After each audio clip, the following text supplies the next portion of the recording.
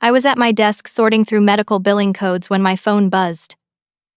The text from my brother Derek read, "Sold your worthless building for $258,000. Family needs the money more than you do. Papers are signed. Done deal." My hands went numb. Before I could process what I was reading, my phone rang. An unfamiliar voice asked, "Miss Hartley, this is Detective Brandon Walsh with the Fraud Division.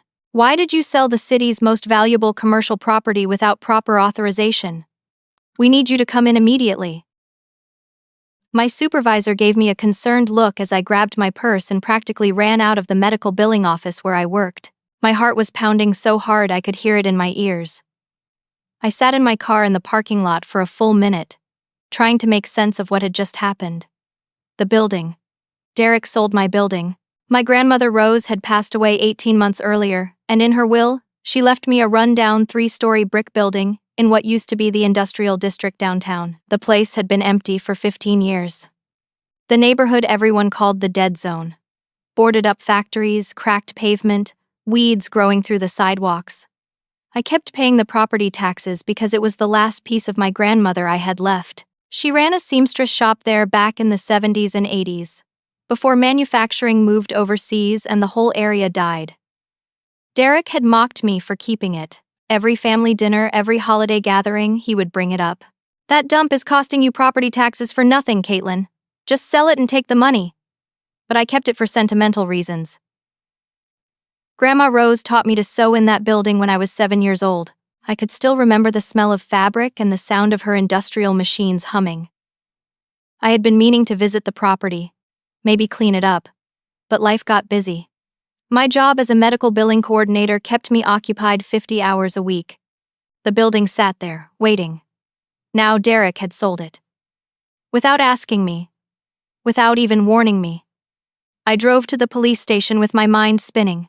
Detective Walsh met me in a small conference room with gray walls and fluorescent lights that made everything look sickly. He was in his mid-40s, with tired eyes and a wedding ring that looked worn from years of wear. "Miss Hartley, thank you for coming so quickly." He slid a folder across the table. "I need you to look at these documents." My hands shook as I opened the folder. Sale agreement, closing documents, transfer of deed, all dated 3 days ago. The buyer was listed as Meridian Development Corporation. Sale price, $258,000. And there, on every page, was my signature. Except I had never signed anything. "I didn't sign these," I said, my voice barely above a whisper. "I've never seen these documents before in my life." Detective Walsh nodded slowly. "That's what we suspected. Your brother Derek claimed he had your authorization to sell the property. He presented a power of attorney document. But when we ran a background check, some things didn't add up." "What things?" "Miss Hartley, are you aware of the Riverside Corridor project?" I shook my head. I had no idea what he was talking about. Detective Walsh pulled out another document. 6 months ago, the City Council approved a massive redevelopment initiative for the old industrial district. They're turning it into a mixed-use commercial and residential corridor. High-end retail, office buildings, luxury apartments. The project is backed by $60 million in private investment and another $20 million in tax incentives. My stomach dropped. Your building at 447 Industrial Boulevard sits at the geographic center of the development zone. It's the keystone property. Everything else has been planned around it. He paused, watching my face. "Miss Hartley, the current market value of your property is $10.5 million. The room tilted. I gripped the edge of the table to steady myself. $10.5 million. Derek sold it for $258,000. That was less than 3% of its actual value. How?" I couldn't finish the sentence. "Your brother worked as a junior property assessor for the county until 6 months ago. He had access to development plans before they were made public. He knew exactly what that building was worth." The betrayal hit me like a physical blow. This wasn't a mistake. This wasn't Derek being impulsive or making a bad business decision. He knew. He knew the whole time. "Detective, I never authorized this sale. I never signed anything. Those signatures are forged. We believe you. But there's a complication. Detective Walsh looked uncomfortable. Derek wasn't legally authorized to sell your property, which makes this sale potentially fraudulent. However, Meridian Development Corporation is a major firm with significant legal resources. They're claiming they acted in good faith, conducted proper due diligence, and have already begun preliminary work on the site. They've invested over $2 million already. Unwinding this sale is going to be extremely complicated. What about Derek? Can't you arrest him? We can pursue criminal charges, but it's complicated by the fact that he presented documents claiming your authorization. If he can argue he genuinely believed he had permission, it becomes harder to prove criminal intent. Detective Walsh leaned forward. Miss Hartley, you need a good attorney. This is going to be a fight. I left the police station feeling like my entire world had collapsed. I sat in my car and finally let myself cry. My own brother. My own flesh and blood. He stole from me. He forged my signature. He sold my inheritance for a fraction of its value and pocketed the money. And somehow, I had to find a way to fight back. I drove straight to my parents' house in suburban Riverside Heights, the neighborhood where I grew up. Tree-lined streets, well-maintained lawns, houses with front porches and American flags. My parents had lived in the same house for 35 years. My mother's car was in the driveway. So was Derek's. I didn't bother knocking. I walked through the front door and found them all in the living room. My father, Donald, sat in his recliner reading the newspaper. My mother, Patricia, was folding laundry on the couch. Derek stood by the window, looking at his phone. They all looked up when I entered. "Caitlin," my mother said, her voice cautious. "We weren't expecting you. I just came from the police station." I looked directly at Derek. "You sold my building." Derek didn't even have the decency to look ashamed. He slipped his phone into his pocket and shrugged. "I handled some family business. Someone had to." "Family business?" "That was my property. Grandma Rose left it to me. And you were doing nothing with it," Derek said, his voice calm and reasonable, like he was explaining something simple to a child. "Letting it sit there, wasting money on taxes. I got you $258,000 for a building that's been falling apart for 15 years. You should be thanking me. It's worth $10.5 million. The number hung in the air. My father slowly lowered his newspaper. My mother stopped folding laundry. Derek laughed. "That's speculative value, Caitlin. That's what developers dream about, not what properties actually sell for. I sold it for fair market value based on its current condition. You knew about the Riverside Corridor project. You worked for the county. You had access to the development plans. I knew the city was considering some redevelopment. That doesn't mean anything. These projects get proposed all the time and never happen." Derek crossed his arms. "I made a business decision. A good one. That money is going toward important things." "What things?" "Derek is starting a property consulting firm," my father said. He stood up, and I could see he was already taking Derek's side. He always did. He needs startup capital. Has got real talent in real estate, and this is his chance to build something. I stared at my father in disbelief. "So you knew? You knew he sold my building, and you think that's okay?" "The family benefits," my mother said quietly. "Your grandmother would have wanted the family to benefit, not just you keeping some old building for sentimental reasons." The words hit me like a slap. Grandma Rose left that building to me. Not to Derek. Not to the family. To me. "You're being selfish," Derek said. His voice had an edge now. "You have a steady job. You're doing fine. I'm trying to build a future. This money is going to change my life. It's going to change all our lives. You forged my signature." "I had authorization," Derek said smoothly. "I have power of attorney for Mom's financial affairs. I used similar documentation. It's all legal. It's fraud. The police are investigating you." For the first time, I saw a flicker of concern cross Derek's face, but it vanished quickly. "The police can investigate all they want. The sale is done. The papers are signed. Meridian Development has already taken possession of the property and started work. You can't undo this, Caitlin. My mother stood up. Derek said you might react this way. That's why we prepared for it. Prepared for it? What does that mean? My father pulled out a folder from the magazine rack beside his recliner. He handed it to me. Inside were notarized affidavits. 3 of them. All dated the same day as the sale. My parents had signed statements swearing they witnessed me signing the sale documents. They had lied. Under oath. To help Derek steal from me. You're all in on this, I whispered. You all conspired against me. We did what was best for the family, my father said. His voice was firm, with no hint of remorse. Derek knows what he's doing. You don't understand real estate. You never did. You're being emotional about a building that's been nothing but a drain on resources. I trusted you, I said, looking at my mother. I trusted all of you. My mother wouldn't meet my eyes. We're doing what's right, Caitlin. You'll see that eventually. When Derek's business takes off and the family is in a better position financially, you'll understand. Derek walked over to me. He was smiling now, confident. Look, I know you're upset. But think about it practically. You can't prove you didn't sign those documents. We have 3 witnesses who say you did. My paperwork is airtight. I consulted with attorneys before I did any of this. Even if you try to fight this in court, you'll lose. And you'll waste whatever money you have on legal fees. He put his hand on my shoulder. I jerked away from his touch. Be smart, sis. Accept what happened and move on.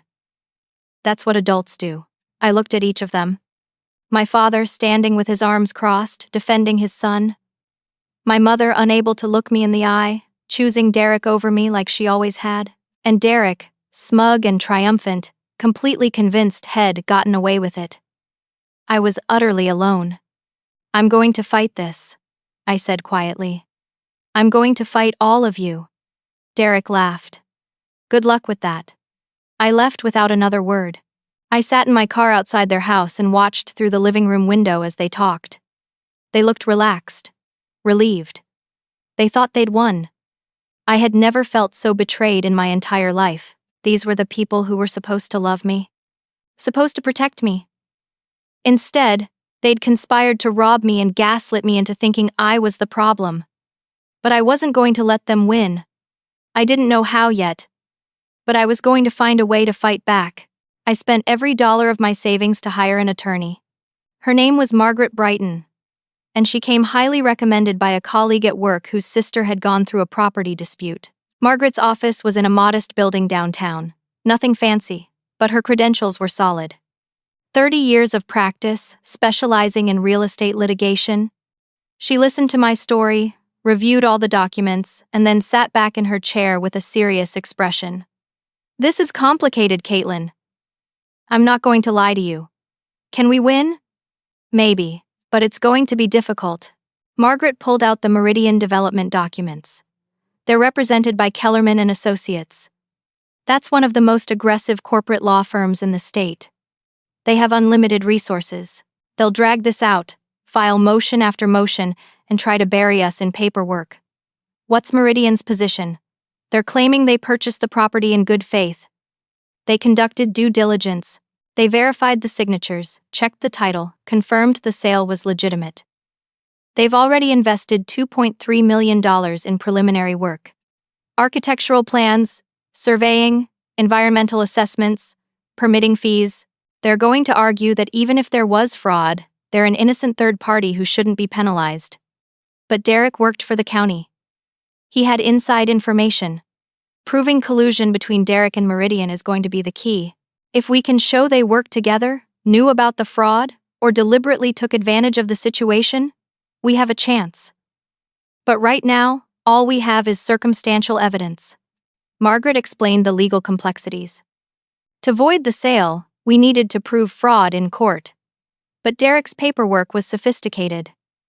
Head covered his tracks well. The power of attorney documents he used weren't exact matches to legitimate ones, but they were close enough to seem plausible. My parents' affidavits created witness corroboration. We can hire a handwriting expert to analyze the signatures, Margaret said. But that takes time and money. And handwriting analysis isn't always conclusive, especially if someone practiced forging your signature. What about criminal charges? I spoke with the district attorney's office. They're calling it a civil matter unless we can prove clear criminal intent. Right now, Derek is hiding behind the claim that he genuinely believed he had authorization to sell. It's weak, but it's enough to make prosecutors hesitant. Over the next 3 weeks, things got worse. Meridian Development filed a motion for preliminary injunction to prevent me from interfering with their development plans. Their lead attorney, Jackson Kellerman, was exactly as ruthless as Margaret had warned. He filed motions challenging every aspect of my case. He questioned my standing to sue. He argued the statute of limitations. He claimed I'd waited too long to challenge the sale. It's only been 3 weeks, I said to Margaret in frustration. Hess using a legal doctrine called equitable estoppel.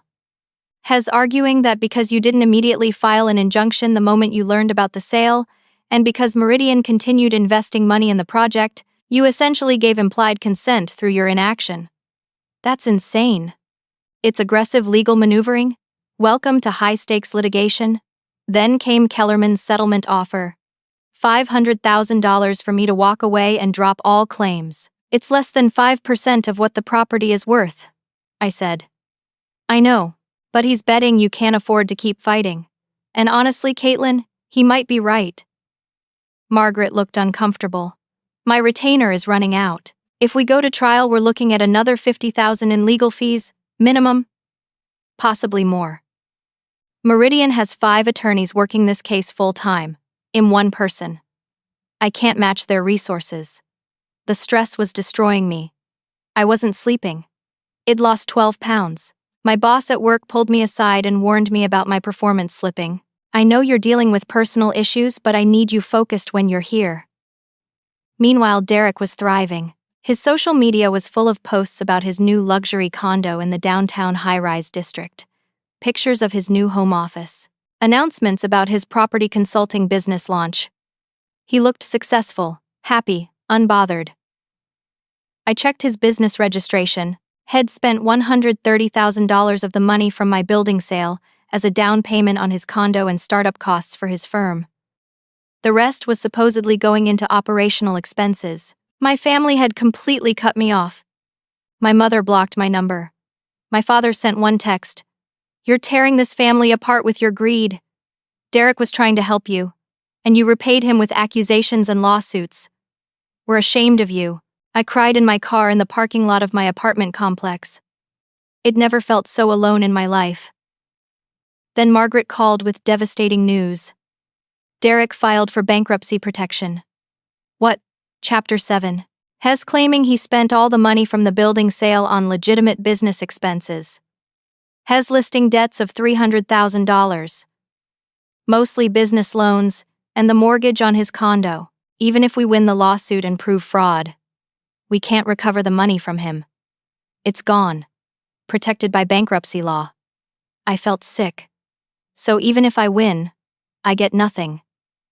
Not from Derek. We'd still go after Meridian, but that's a different legal battle. Margaret paused. There's something else. Meridian found a loophole in the title insurance. They're arguing that because the sale went through a legitimate title company and all the documentation appeared valid, they're protected. Even if we prove the sale was fraudulent, they might not owe you the full value of the property. How is that possible? Because they're claiming they were defrauded too. By Derek. They're positioning themselves as victims, just like you. But they bought a $10 million property for $258,000. They had to know something was wrong. Proving they knew is the challenge. Kellerman is arguing they simply got a good deal because the property needed extensive renovation and the seller was motivated. Without direct evidence of collusion, it's hard to prove otherwise. The preliminary hearing was scheduled for 6 weeks out.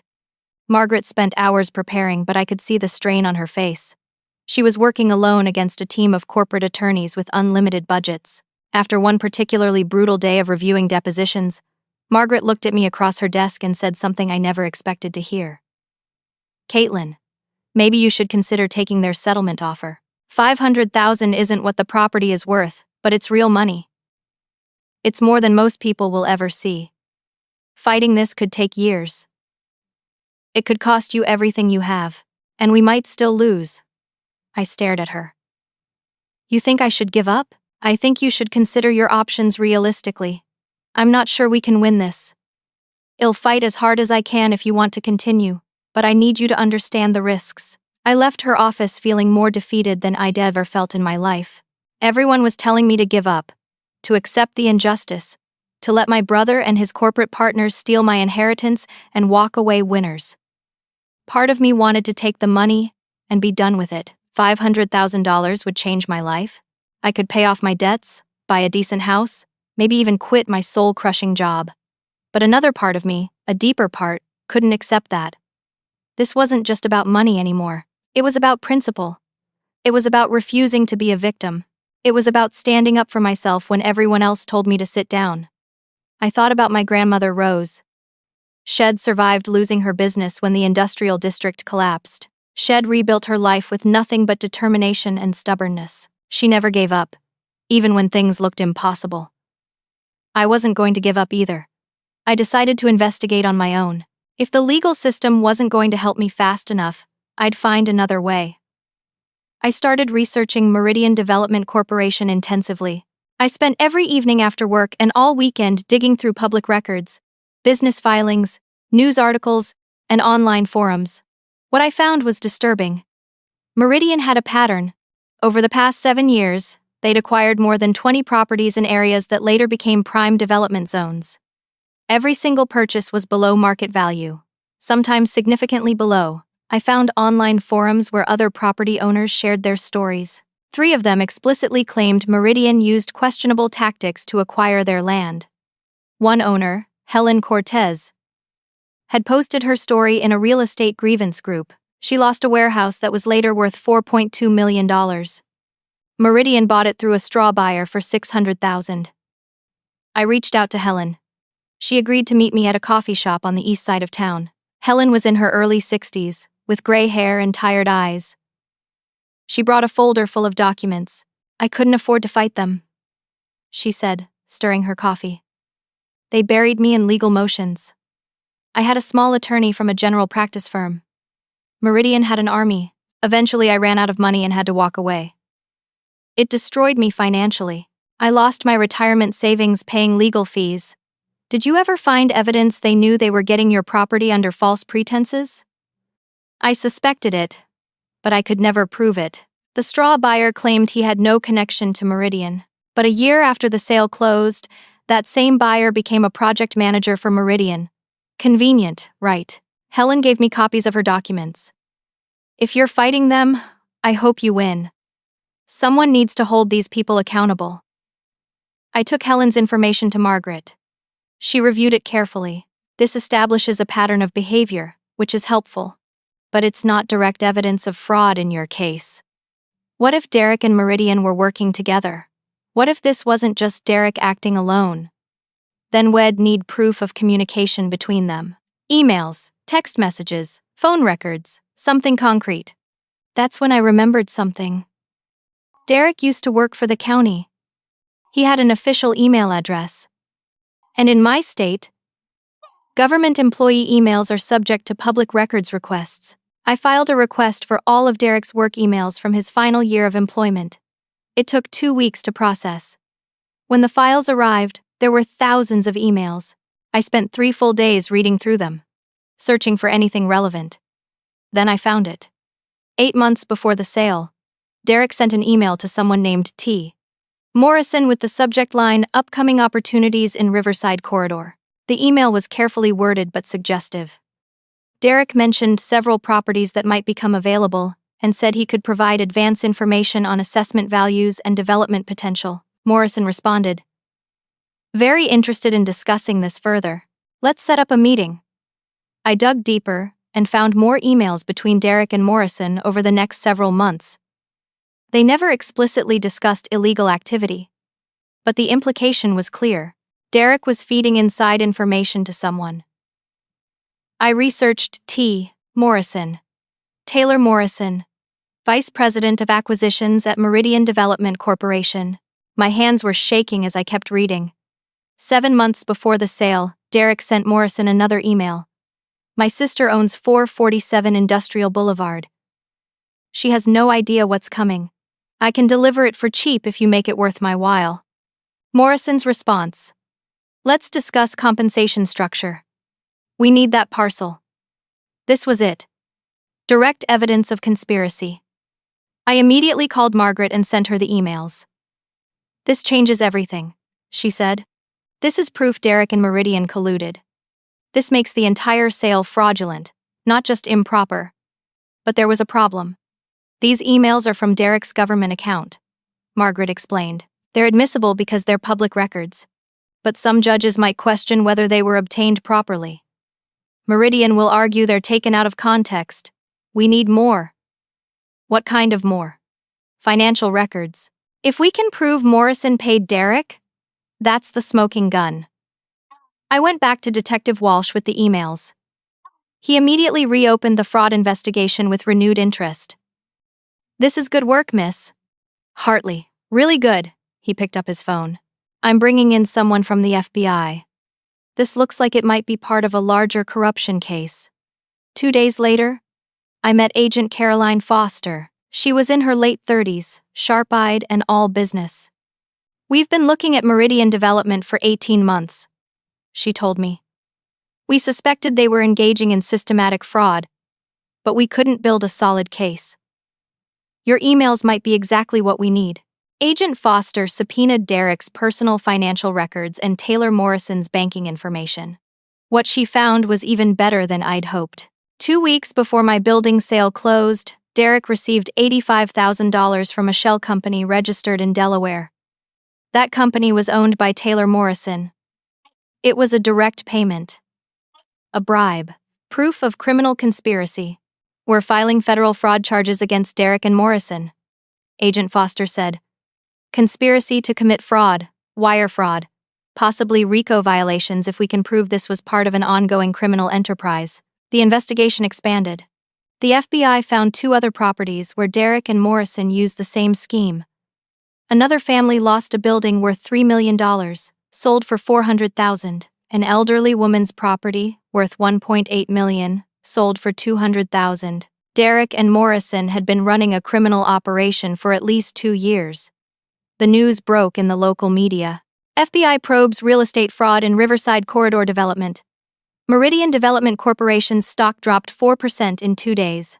Their CEO, Richard Stanton, issued a statement claiming he knew nothing about Morrison's activities and that Morrison was acting independently. But Agent Foster didn't believe that. She dug into Meridian's internal financial records and found evidence that Stanton had personally approved Morrison's consulting budgets. Those budgets included the shell company payments to Derek and payments to other individuals in similar schemes. Stanton had to know where the money was going. The entire company was potentially liable. Jackson Kellerman called Margaret with a new settlement offer. $3 million and return of the property. I said no. I want the full value plus damages. $10.5 million for the property, plus punitive damages for the fraud, plus all my legal fees. They'll never agree to that, Margaret said. Then we go to trial. And I testify about everything. The FBI investigation, the criminal conspiracy, all of it. Let a jury decide. For the first time since this nightmare began, I felt powerful. I wasn't the victim anymore. I was the one with evidence. I was the one with the FBI backing my case. I was the one with truth on my side. Derek tried calling me. I didn't answer. He left a voicemail. Caitlin, we need to talk. Please call me back. This has gotten out of hand. Out of hand. Like he was the victim. I deleted the message without responding. My parents called too. My mother was crying. The FBI came to our house. They're investigating us for the affidavits. We could go to prison. Caitlin, please, you have to help us. We're your parents. You should have thought about that before you helped Derek steal from me, I said, and hung up. I didn't feel guilty. I felt free. The FBI investigation moved quickly once they had the evidence. Agent Foster was relentless. She subpoenaed phone records, financial statements, and internal Meridian communications. Every day brought new revelations. Derek, facing potential federal prison time, cracked first. Agent Foster called to tell me Derek's attorney had contacted the prosecutor's office. He wants to make a deal. Full cooperation in exchange for reduced charges. What kind of cooperation? He'll testify against Morrison and Meridian. He'll admit to everything. The forgery, the conspiracy, the kickbacks, all of it. What does he get in exchange? Reduced sentence. Instead of 10 to 15 years, he'd be looking at 3 to 5, plus restitution requirements. And if he doesn't cooperate, then we prosecute him to the fullest extent. Federal fraud, conspiracy, forgery, wire fraud. Hess looking at serious prison time. Derek took the deal. He had no choice. His deposition was painful to read. Margaret gave me a copy. Page after page of Derek admitting what he'd done. He confirmed everything. The collusion with Morrison. The forged signatures. The deliberate undervaluing of the property. The bribery payments. He admitted he'd known about the Riverside Corridor project months before it was announced. He'd specifically targeted my building because he knew I wouldn't be paying attention to city development news. He practiced forging my signature for weeks before creating the sale documents. I thought I could get away with it, he said in the deposition. I didn't think Caitlin would fight back. I thought she'd just accept it. Reading those words hurt. My own brother had calculated that I was weak, that I'd roll over and let him steal from me. He'd been wrong. Armed with Derek's confession and the FBI's evidence, Margaret filed an emergency motion to void the sale and recover full damages. The hearing was scheduled for 2 weeks out.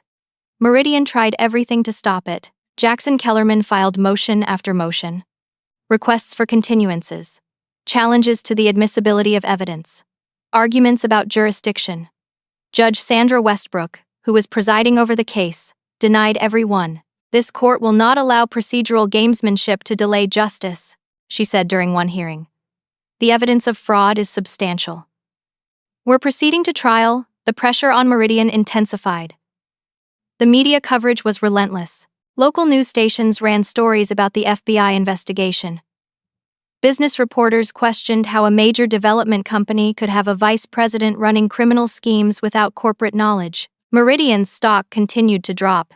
Investors were nervous. Other property owners who'd sold to Meridian started coming forward with questions about their own transactions. Richard Stanton, Meridian's CEO, tried to distance himself from the scandal. He fired Taylor Morrison and issued statements about implementing new oversight procedures. But Agent Foster wasn't buying it. She found emails showing Stanton had personally reviewed and approved Morrison's acquisition strategy. One email from 18 months earlier praised Morrison's creative approaches to securing key parcels below market value. Stanton knew. He had to have known.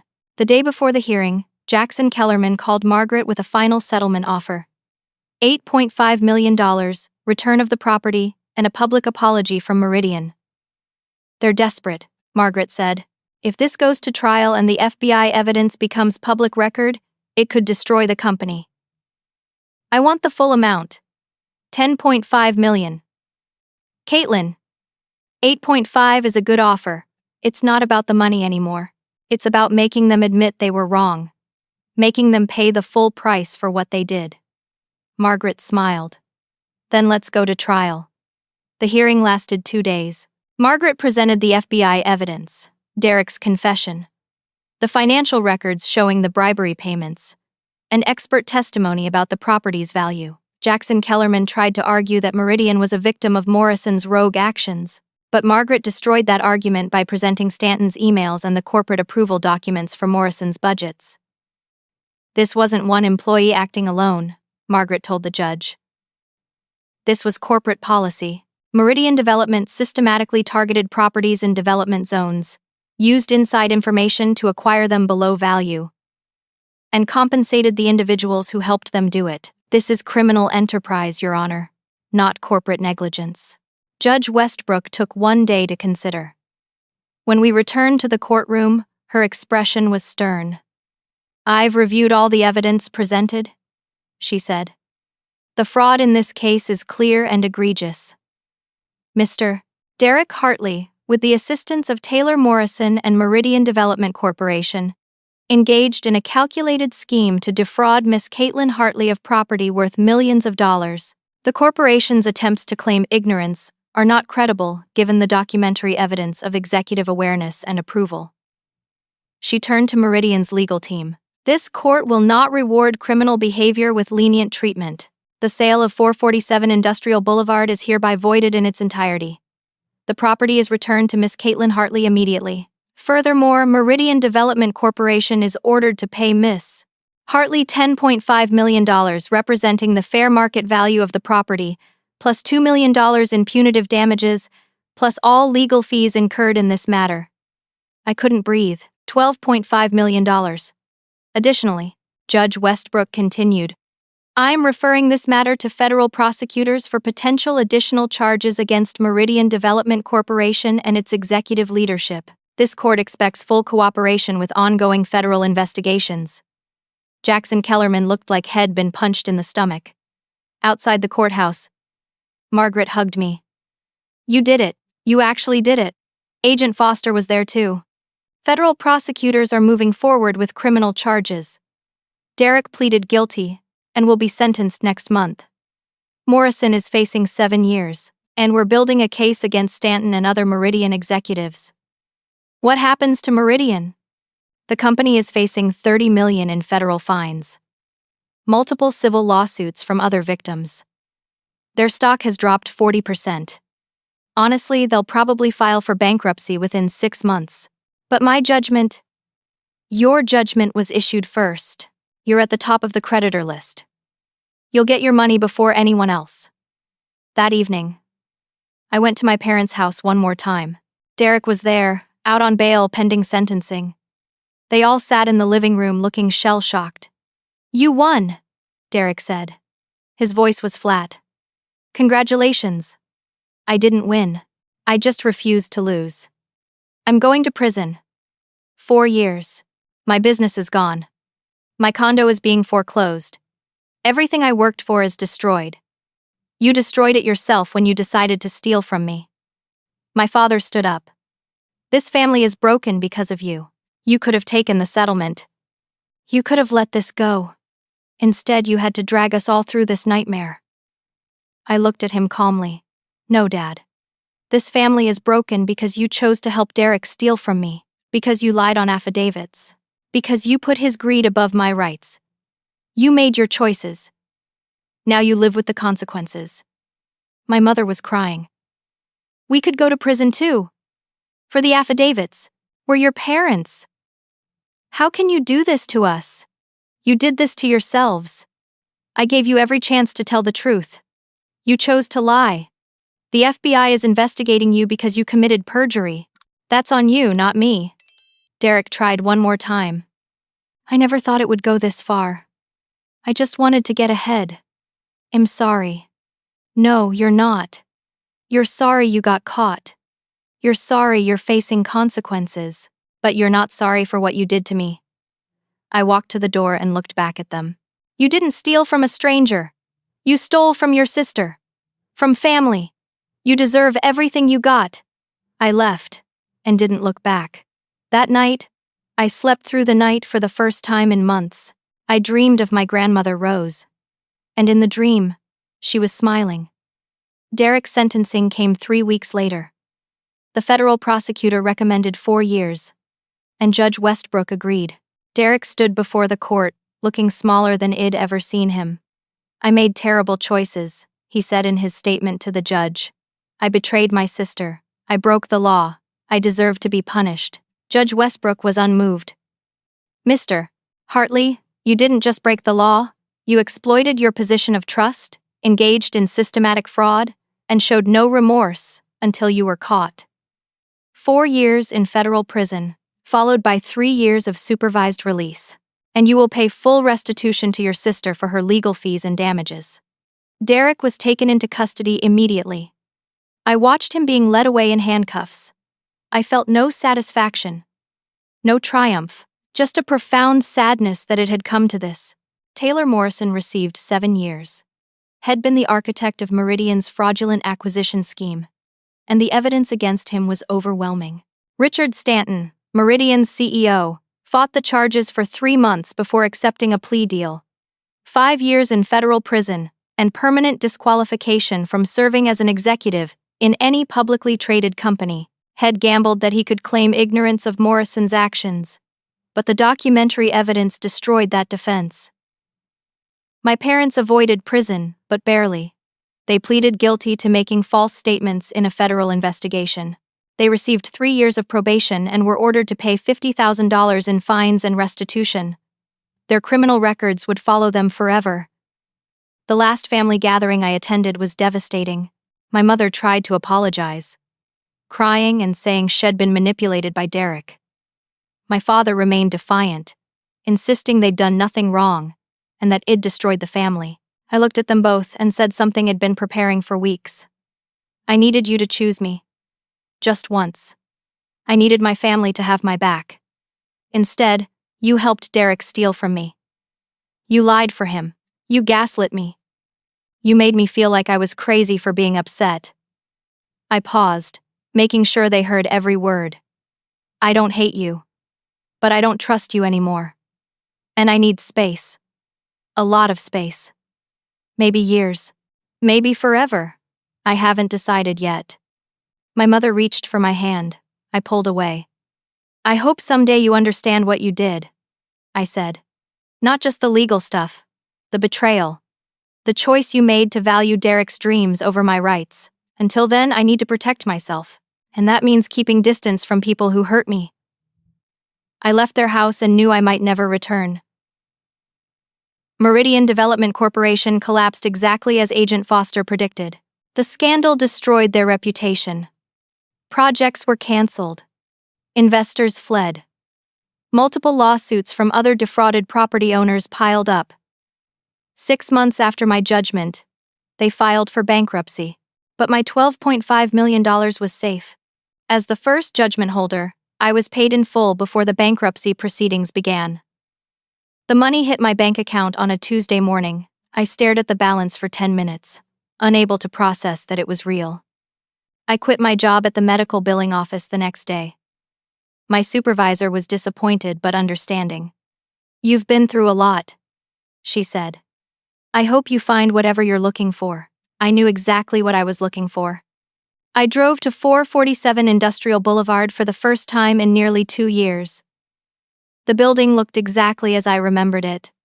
3 stories of weathered brick, boarded windows, weeds growing through the cracked sidewalk. But I didn't see a rundown building anymore. I saw potential. I saw Grandma Rose's legacy. I saw a chance to build something meaningful. I hired architects, contractors, and designers. I spent hours planning every detail. The renovation took 8 months. The ground floor became retail space for local entrepreneurs, small businesses that couldn't afford market-rate rent in the newly developed Riverside corridor. A bookstore run by a retired teacher. A coffee shop owned by a single mother. A bakery started by a culinary school graduate. All paying below market rent, all building their dreams.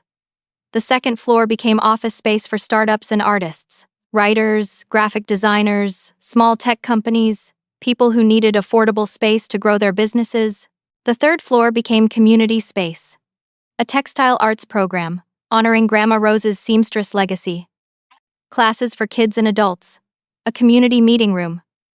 A small gallery for local artists. I called it Rose's Place.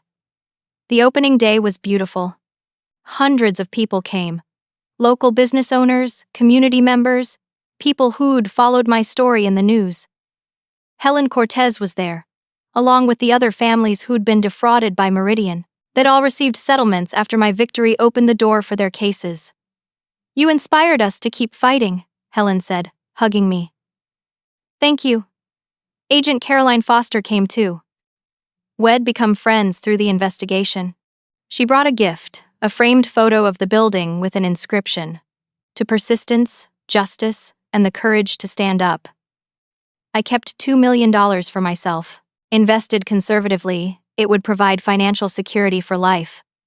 The rest went into Rose's Place, and an endowment to keep the rent affordable in perpetuity. Standing in the building that afternoon, watching people move through the spaces, I felt something I hadn't felt in a long time. Peace. Derek was in federal prison. My parents were living with the consequences of their choices. Meridian Development was defunct. Taylor Morrison and Richard Stanton were behind bars. Justice had been served. Not just legal justice, but real justice. The kind that restores balance and makes things right. But the real victory wasn't the money or the legal judgment. The real victory was that I'd refused to be a victim. I'd stood up for myself when everyone told me to back down. I'd fought when fighting seemed impossible. And I'd won. Not just in court. I'd won in life. 6 months after Rose's place opened, I stood in front of the building on a cool autumn morning. The sun hit the brick facade, highlighting the fresh paint and new windows. A sign above the entrance read Rose's Place in elegant script, with community center and small business incubator underneath. The Riverside Corridor project had continued without Meridian. A coalition of ethical developers took over, working with the city to create a mixed-use neighborhood that balanced commercial development with community needs. Property values had increased exactly as projected. My building, if I wanted to sell it today, would be worth even more than $10.5 million. But I had no intention of selling. I unlocked the front door and walked through the ground floor. The bookstore was already open, the owner arranging new arrivals in the window display. The coffee shop smelled like fresh pastries and espresso. The bakery had a line of customers waiting for their morning orders. Upstairs, the office spaces were nearly full. A graphic design firm occupied one suite. A software startup was in another. A freelance writer worked in a small office overlooking the street. They all paid rent about 30% below market rate. The third-floor textile arts program had a waiting list. 27 students, ranging from teenagers to retirees, learning to sew, quilt, and design. Wed purchased 3 of Grandma Rose's original industrial sewing machines from an auction and restored them. They still worked perfectly after 50 years. I'd quit my medical billing job permanently. My life now revolved around managing Rose's Place, coordinating with tenants, planning community events, teaching occasional sewing classes, meeting with other property owners who wanted to create similar affordable spaces in their neighborhoods. The $2 million I kept for myself was invested conservatively. I lived modestly in a small house near the building. I didn't need luxury. I had purpose. And that was worth more than any amount of money. My relationship with my family remained fractured. Derek was serving his sentence at a federal correctional facility 3 hours away. I hadn't visited him. He wrote me letters occasionally. Long, rambling explanations of his choices, apologies that felt hollow, requests for understanding. I read them but didn't respond. Maybe someday I'd forgive him. But forgiveness didn't mean reconciliation. He'd shown me who he was and I believed him. My parents tried harder to rebuild our relationship. They sent cards for my birthday and holidays. They called every few weeks, conversations that were awkward and surface level. They'd completed their probation and paid their fines. They attended a few community events at Rose's Place, standing in the back, looking uncomfortable. I was polite but distant. The trust was gone. Maybe it would come back someday, but I wasn't holding my breath. They made their choices. I told Caroline Foster one afternoon over coffee.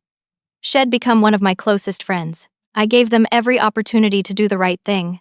They chose Derek. They chose money. Now they have to live with that. Caroline nodded. She understood. In her work with the FBI, she'd seen plenty of families torn apart by greed. You did the right thing, she said. Standing up for yourself isn't selfish, it's self-respect. Caroline had moved on to other cases, but we stayed in touch. She'd asked me to serve as a consultant on property fraud cases, helping other victims understand their rights and navigate the system. I'd agreed. If my experience could help someone else, it was worth it. Helen Cortez and the other Meridian victims became part of my extended circle. 2 of them rented space in Rose's Place for their businesses. WED formed a support group that met monthly, helping other property fraud victims understand the legal process and connect with resources. One afternoon, a young woman named Ashley came to one of our meetings. She was 27, and her grandfather had been tricked into selling his property for a fraction of its value. She was trying to fight back but felt overwhelmed. "I don't know if I can do this," she said, her voice shaking. "The developer has lawyers. I have nothing." I sat across from her and told her my story. All of it. The betrayal, the legal battles, the moments I wanted to give up, and how Eid kept fighting anyway. "You're stronger than you think," I told her. "And you're not alone. We'll help you. We'll connect you with attorneys, with investigators, with other people who've been through this. You can fight back, and you can win." Ashley started crying. "Thank you." I was ready to give up. "Don't," I said firmly. "That's what they want. They want you to feel powerless. But you're not. None of us are." That's what Rose's place had become. Not just a building, but a community. A place where people who'd been knocked down could get back up, where small businesses could grow without being crushed by high rent, where people could learn skills and build connections and create something meaningful. Every morning I walked through the building and felt Grandma Rose's presence. She'd built her seamstress business from nothing. She'd survived economic collapse and personal loss. She'd never given up, never stopped fighting, never let anyone make her small. Now I understood what she'd been trying to teach me all along. I thought about everything I'd learned through this nightmare. About family, about trust, about standing up for yourself when everyone else tells you to back down. Family isn't defined by blood. It's defined by actions. Derek was my brother genetically, but he wasn't family in any meaningful sense. He'd betrayed me in the deepest way possible. My parents had chosen him over me, chosen money over integrity. They were related to me, but they weren't my family anymore. My real family was Caroline, who'd fought for justice alongside me, Helen and the other victims, who understood what I'd been through. She'd built her seamstress business from nothing. She'd survived economic collapse and personal loss. She'd never given up, never stopped fighting, never let anyone make her small. Now I understood what she'd been trying to teach me all along. I thought about everything I'd learned through this nightmare. About family, about trust, about standing up for yourself when everyone else tells you to back down. Family isn't defined by blood. It's defined by actions. Derek was my brother genetically, but he wasn't family in any meaningful sense. He'd betrayed me in the deepest way possible. My parents had chosen him over me, chosen money over integrity. They were related to me, but they weren't my family anymore.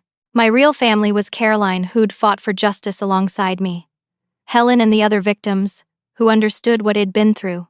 Hello, I'm delighted to assist you with our voice services. Choose a voice that resonates with you, and let's begin our creative audio journey together. Instead, had given me something better. Purpose, meaning, a mission that mattered. I wouldn't have chosen this path. The pain was real, the betrayal cut deep. But I'd survived it, grown from it, become someone stronger and more certain of who I was. Sometimes the worst things that happen to us become the foundation for the best parts of our lives, not because the pain was good, but because we chose to transform it into something meaningful. That was the real lesson. Not that bad things happen or that family can betray you or that justice eventually prevails. The lesson was that we always have a choice in how we respond to injustice. We can let it destroy us, or we can let it forge us into something stronger. I chose strength. I chose to fight back. I chose to build something lasting from the ruins of what was stolen. And that choice made all the difference. If you've ever been betrayed by someone you trusted, how did you find the strength to move forward? I'd love to hear your story in the comments below. If this story resonated with you, please give it a like. Subscribe to hear more stories about standing up for yourself and finding justice, and share this with anyone who needs to hear that they're stronger than they think. Thank you for being here and for being part of this community. I wish you the courage to stand up for yourself, the strength to fight for what's right, and the wisdom to build something beautiful from whatever challenges life brings your way.